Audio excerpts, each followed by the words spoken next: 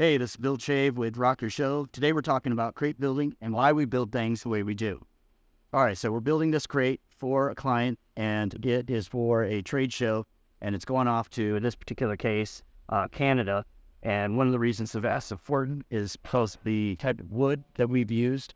So we're using a internationally accepted wood, which AKA heat treated. And part of that is we have a stamp that we have to maintain, keep our wood separate from non-heat treated wood and the rest of it.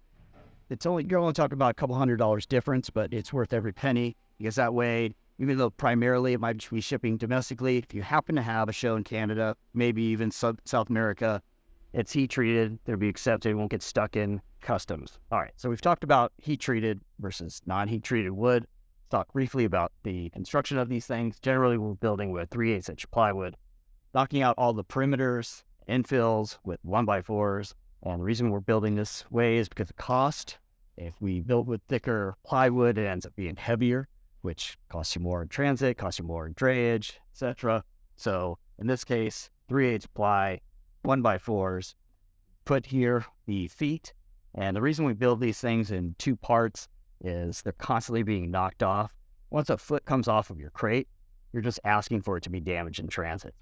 Traditional crate building, you're working with 3/8 inch plywood, you're working with 1x4s, and the reason you're building it that way is to build in rigidity to the plywood, also to allow for extra layer stability. Part of what we do, glue and staple everything.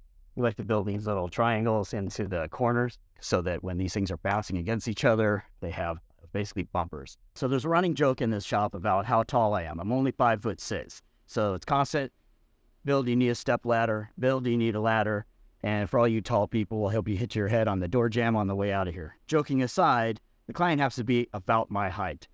For her to have to reach into a crate that's 4 feet tall would be quite difficult. What I did is put a hinge on the front, and I also hinged the lid to ease some of the muscle required in doing this. The reason we're putting latches on this thing so that you don't have to have a screw driver to open it. This way you can lay on latch it. And hinge this way, and then you have access to all your properties. Now we're going to talk about why we build things to the size that we build these to. In building this crate, we needed to accommodate for that piece and these pieces. So the width is appropriate. The height had to accommodate this. What are we going to do with all this extra space here? Well, in this case, we built a shelf so that we can utilize things on top of this. In most cases, people will just be stacking things into this cavity, but then they're moving all around, they're getting bounced around, they're hitting the expensive properties themselves, they're breaking the plastic tubs, and stuff's getting everywhere. By putting a shelf in here, not only do we lock this piece from bouncing around, but then we also give you a space that you can store extra materials.